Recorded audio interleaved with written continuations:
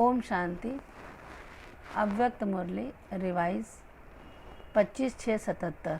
सार, पवित्रता की संपूर्ण स्टेज। बाप दादा सभी बच्चों की विशेष दो बातें देख रहे हैं।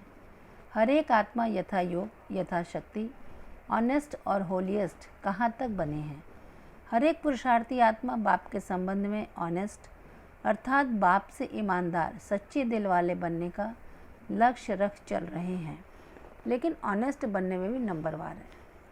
पहला, जितना ऑनेस्ट होगा उतना ही होलीएस्ट होगा। होलीएस्ट बनने की मुख्य बात है बाप से सच्चा बनना।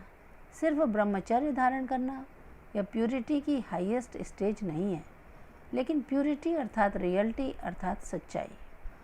ऐसे सच्ची दिल वाला बाप के दिल तख्त नशीन है, और दिल तख्त नशीन बच्चे ही राज्य तख्त नशीन होते हैं।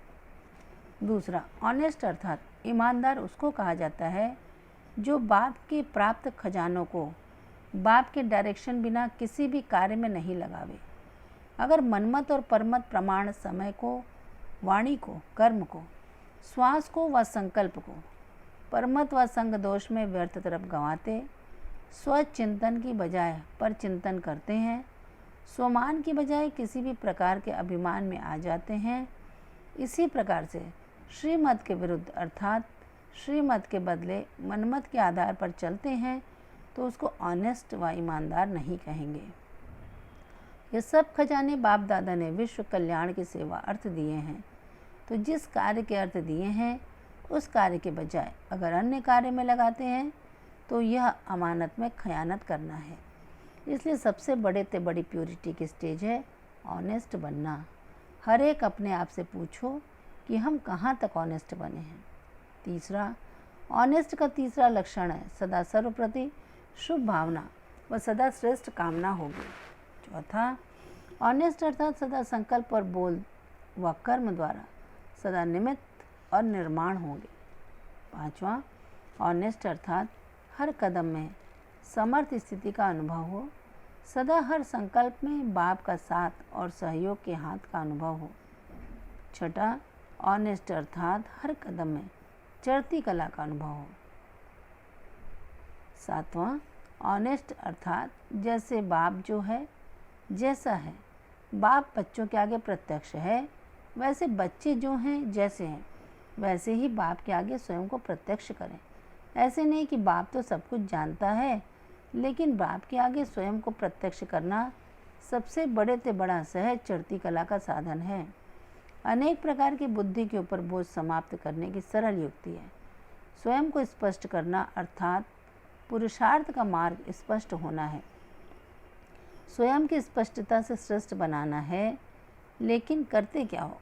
कुछ बातें बताते, कुछ छिपाते हैं, और बताते भी हैं तो कोई सेलिब्रेशन के प्राप्ति के स्वार्थ के आधार पर। चतुराई से अपना केस सज धज कर मनमत और परमत के प्लान अच्छी तरह से बनाकर बाप के आगे व निमित्त बनी हुई आत्माओं के आगे पेश करते हैं। भोलानाथ बाप समझ और निमित्त बनी हुई आत्माओं को भी भोला समझ चतुराई से अपने आप को सच्चा सिद्ध करने से रिजल्ट क्या होती है?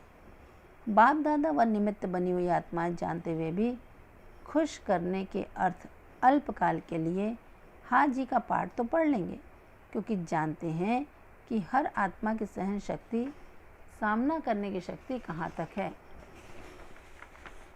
इस राज को जानते हुए नाराज नहीं होंगे, उनको और ही आगे बढ़ाने की युक्ति देंगे, राज़ी भी करेंगे। लेकिन राज से राज़ी करना और दिल से राज़ी करना फ़र्क होता है। बनने चतुर चाहते हैं, लेकिन बन जाते हैं भोले। कैसे?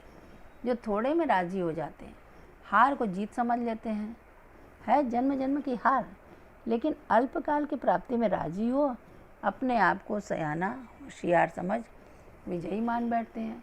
बाप को ऐसे बच्चों के ऊपर रहम भी पड़ता है कि समझदारी के पर्दे के अंदर अपने ऊपर सदा काल के अकल्याण के निमित्त बन रहे हैं, फिर भी बाप दादा क्या कहेंगे? श्रेष्ठ पुरुषार्थ की भावी नहीं है। आठवां, ऑनेस्ट अर्थात किसी भी बातों के आधार पर फाउंडेशन न हो, हर एक बात के अनुभव के आधार पर, प्राप्ति के आधार पर फाउंडेशन हो। बात बदली और फाउंडेशन बदला। निश्चय से संशय में आ गया और क्यों कैसे के क्वेश्चन में आ गया। उसको प्राप्ति के आधार पर अनुभव नहीं कहेंगे। ऐसा कमज़ोर फाउंडेशन छोटी सी बात में हलचल पैदा कर लेता है। जैसे आजकल की एक रमणीक बाप के आगे क्या रखते हैं कि 1977 तक पवित्र रहना था, अब तो ज़्यादा समय पवित्र रहना मुश्किल है, इसलिए बाप के ऊपर बात रखते हुए खुद को निर्दोष बनाकर खुदा को दोषी बना देते हैं। लेकिन पवित्रता ब्राह्मणों का निजी संस्कार है, हद के संस्कार नहीं है। हद की पवित्रता अर्थात एक जन्म तक की पवित्रता हद का संन्यास है। बेहद के सन्यासियों का जन्म जन्मांतर के लिए अपवित्रता का संन्यास है। बाप दादा ने पवित्रता के लिए कब समय की सीमा दी थी क्या? स्लोगन में भी यह लिखते हो कि बाप से सदा काल के लिए पवित्रता, सुख शांति का वर्षा लो। समय के आधार पर पवित्र रहना, इसको कौन सी पवित्रता के स्टेज कहेंगे? इससे सिद्ध है कि स्वयं का अनुभव और प्राप्ति के आधार पर फाउंडेशन नहीं है। तो ऑनेस्ट बच्चों के यह लक्षण नहीं है। ऑनेस्ट अर्थात सदा होलिएस्ट, समझा? ऑनेस्ट किसको कहा जाता है? अच्छा, ऐसे सदा सच्चे दिल वाले, सत्यता के आधार पर सर्व के आधार मूर्त बनने वाले, हर कदम और प्राप्ति के आधार पर अपने जीवन के हर कदम को चलाने वाले, सदा श्रेष्ठ मत और श्रेष्ठ गति पर चलने वाले, ऐसे तीव्र पुरुषार्थियों को बाप दादा का याद प्यार और नमस्ते। बच्चों की तरफ से भी बाबा को नमस्ते नमस्ते नमस्ते। अव्यक्त बाप दादा से पर्सनल मुलाकात। पहला, स्वयं को सदा विजयी अनुभव करते हो। मास्टर सर्वशक्तिमान अर्थात सदा विजयी, श्रेष्ठ पाठधारी आत्माओं का यादगार भी विजय माला के रूप में है। सिर्फ माला नहीं कहते, लेकिन विजय माला। इससे क्या सिद्ध होता है कि श्रेष्ठ आत्मा ही विजयी आत्मा है, इसलिए विजय माला गाई हुई है। ऐसे विजयी हो या कभी माला में पिरो जाते, कभी निकल जाते। किसी भी बात में हार होने का कारण क्या होता है वह जानते हो? हार खाने का मूल कारण स्वयं को बार बार चेक नहीं करते हो। जो समय प्रति समय युक्तियाँ मिलती उनको समय पर यूज़ नहीं करते, इस कारण समय पर हार खा लेते हैं। युक्तियाँ हैं, लेकिन समय बीत जाने के बाद पश्चाताप के रूप में स्मृति आती, ऐसे होता था तो ऐसे करते। तो चेकिंग की कमजोरी होने के कारण चेंज हो नहीं सकते। चेकिंग करने का यंत्र है दिव्य बुद्धि। वैसे चेकिंग का तरीका चार्ट रखना तो है, लेकिन चार्ट भी दिव्य बुद्धि द्वारा ही ठीक रख सकेंगे। दिव्य बुद्धि नहीं तो रॉन्ग को भी राइट समझ लेते। अगर कोई यंत्र ठीक नहीं तो रिजल्ट उल्टी निकलेगी। दिव्य बुद्धि द्वारा चेकिंग करने से यथार्थ चेकिंग होती है। तो दिव्य बुद्धि द्वारा चेकिंग करो तो चेंज हो जाएंगे, हार के बदले जीत हो जाएगी। दूसरा, सदा अपने को चलते फिरते लाइट के कार्य के अंदर आकारी फरिश्ते के रूप में अनुभव करते हो। जैसे ब्रह्मा बाप अव्यक्त फरिश्ते के रूप में चारों ओर की सेवा के निमित्त बने हैं, ऐसे बाप समान स्वयं को भी लाइट स्वरूप आत्मा और लाइट की आकारी स्वरूप फरिश्ते अनुभव करते हो। बाप दादा दोनों के समान बनना है ना, दोनों से स्नेह है ना। स्नेह का सबूत है समान बनना। जिससे स्नेह होता है तो जैसे वह बोलेगा वैसे ही बोलेगा। स्नेह अर्थात संस्कार मिलाना, और संस्कार मिलन के आधार पर स्नेह भी होता। संस्कार नहीं मिलता तो कितना भी स्नेही बनाने की कोशिश करो, नहीं बनेगा। तो दोनों बाप के स्नेही हो। बाप समान बनना अर्थात लाइट रूप आत्मा स्वरूप में स्थित होना, और दादा समान बनना अर्थात फरिश्ता। दोनों बाप को स्नेह का रिटर्न देना पड़े, तो स्नेह का रिटर्न दे रहे हो। फरिश्ता बनकर चलते हो कि 5 तत्वों से अर्थात मिट्टी से बनी हुई देह अर्थात धरनी अपने तरफ आकर्षित करती है। जब आकारी हो जाएंगे तो यह देह यानी धरनी आकर्षित नहीं करेगी। बाप समान बनना अर्थात डबल लाइट बनना। दोनों ही लाइट हैं। लाइट है वह आकारी रूप है, वह निराकारी रूप में, तो दोनों समान होना। समान बनेंगे तो सदा समर्थ और विजयी रहेंगे। समान नहीं तो कभी हार कभी जीत, इसी हलचल में होंगे। अचल बनने का साधन है समान बनना। चलते फिरते सदैव अपने को निराकारी आत्मा या कर्म करते अव्यक्त फरिश्ता समझो, तो सदा ऊपर रहेंगे, उड़ते रहेंगे खुशी में। फरिश्ते सदैव उड़ते हुए दिखाते हैं। फरिश्ते का चित्र भी पहाड़ी के ऊपर दिखाएंगे। फरिश्ता अर्थात ऊंची स्टेज पर रहने वाला। कुछ भी इस देह की दुनिया में होता रहे, लेकिन फरिश्ता ऊपर से साक्षी हो, सब पाठ देखता रहे और सकाश देता रहे। सकाश भी देना है क्योंकि कल्याण के प्रति निमित्त है।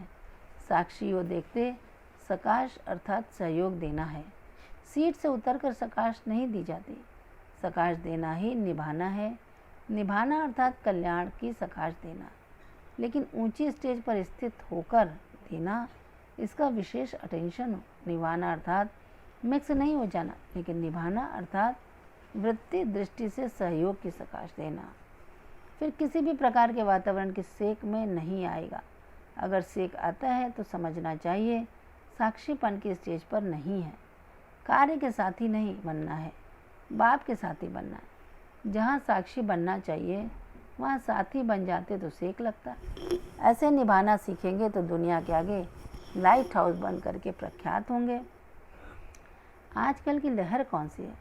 महारथियों के मन में जैसे शुरू में जोश था कि अपने हमजिन्स को अपवित्रता से पवित्रता में लाना ही है। पहला जोश याद है? कैसी लगन थी! सबको छुड़ाने की भी लगन थी, शक्ति भरने की भी लगन थी। आदि में जोश था कि हमजिन्स को छुड़ाना ही है, बचाना है। अभी ऐसी लहर है, चाहे चलते चलते कमज़ोर होने वाले, चाहे नई आत्माएं जो कि बंधन मुक्त युक्त हैं, ऐसे को बंधन मुक्त बनाएं। इतना जोश है या ड्रामा का छोड़ देते हो? वर्तमान समय आप लोगों का पार्ट कौन सा है? वरदानी का, महादानी का, कल्याणकारी का? ड्रामा तो है, लेकिन ड्रामा में आपका पार्ट क्या है? तो यह लहर ज़रूर फैलनी चाहिए। जैसे फायर ब्रिगेडियर आग बुझाने वाले को जोश आता है, आग लग रही है तो रुक नहीं सकते, तो ऐसी लहर होनी चाहिए। आपकी लहर से उन्हों का बचाव हो। अगर आप लोग ड्रामा कहे छोड़ देंगे या सोचेंगे राजधानी स्थापन हो रही है तो उन्हों का कल्याण कैसे होगा? नॉलेजफुल होने के कारण ये नॉलेज है, ये ड्रामा है, लेकिन ड्रामा के अंदर आपका कर्तव्य कौन सा है? तो महारथियों की लहर क्या होनी चाहिए? कुछ भी सुनते हो तो शुभ चिंतन चलना चाहिए, पर चिंतन नहीं। आपका शुभ चिंतन उन्हों की बुद्धियों को शीतल कर सकता है। आप लोग छोड़ देंगे तो वह तो गए, क्योंकि प्रैक्टिकल में निमित्त शक्तियों का पार्ट है।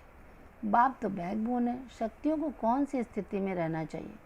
जैसे देवियों के चित्र में दो विशेषताएं दिखाते हैं, आँखों में मातृत्व भावना और हाथों से शस्त्रधारी अर्थात असुर का संहार करने वाली।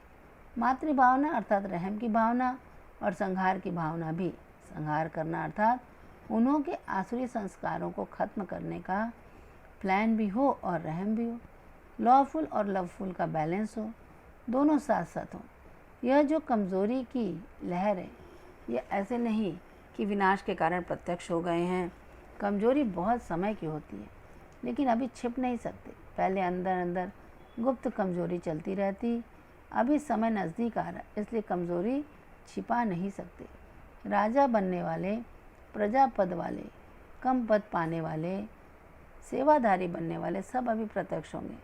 अंत में जो साक्षात्कार कहा है वह कैसे होगा? यह साक्षात्कार करा रहे हैं। बाकी ऐसे नहीं है कमज़ोरी नहीं थी, अब हुई है, लेकिन अब प्रसिद्ध होने का चांस मिला है। जैसे समाप्ति के समय सब बीमारियां निकलती हैं, वैसे समाप्ति का समय होने के कारण हर एक की वैरायटी कमज़ोरियां प्रत्यक्ष होंगी। अभी तो एक लहर देखी है और भी कई लहरें देखेंगे। अति में जाना जरूर है। अति हो तब तो अंत हो। जो भी अंदर कमज़ोरियां हैं अंदर छिप नहीं सकती, किसी न किसी रूप में प्रत्यक्ष रूप में आएंगी। लेकिन आपकी भावना इन सब का भी कल्याण हो जाए। आप वरदानी हो तो आपका हर संकल्प हर आत्मा के प्रति कल्याण का हो। लहरें तो और भी आएंगी, एक खत्म होगी दूसरी आएगी। यह सब मनोरंजन के बाई प्लॉट्स हैं और पद भी स्पष्ट हो रहे हैं, यह होते रहेंगे। आश्चर्यवत सीन होनी चाहिए। एक तरफ नए नए रेस में आगे दिखाई देंगे, दूसरे तरफ थकने वाले रुकने वाले भी प्रसिद्ध होंगे, तीसरे तरफ जो बहुत समय से कमजोरियां रही हुई हैं वह भी प्रत्यक्ष होंगी। नथिंग न्यू है, लेकिन रहम की दृष्टि और भावना दोनों साथ हों। अच्छा, ओम शांति। वरदान, बाप और वरदाता डबल संबंध से डबल प्राप्ति करने वाले सदा शक्तिशाली आत्मा भाव। स्पष्टीकरण, सर्व शक्तियाँ बाप का वर्षा और वरदाता का वरदान है। बाप और वरदाता इस डबल संबंध से हर एक बच्चे को यह श्रेष्ठ प्राप्ति जन्म से ही होती है। जन्म से ही बाप बालक को सर्व शक्तियों का मालिक बना देता है। साथ साथ वरदाता के नाते से जन्म होते ही मास्टर सर्वशक्तिवान बनाए सर्वशक्ति भाव का वरदान दे देता है। तो एक द्वारा यह डबल अधिकार मिलने से सदा शक्तिशाली बन जाते हो। स्लोगन, देह और देह के साथ पुराने स्वभाव संस्कार व कमजोरियों से न्यारा होना ही विदेही बनना है। देह और देह के साथ पुराने स्वभाव संस्कार व कमजोरियों से न्यारा होना ही विदेही बनना है। अच्छा, ओम शांति।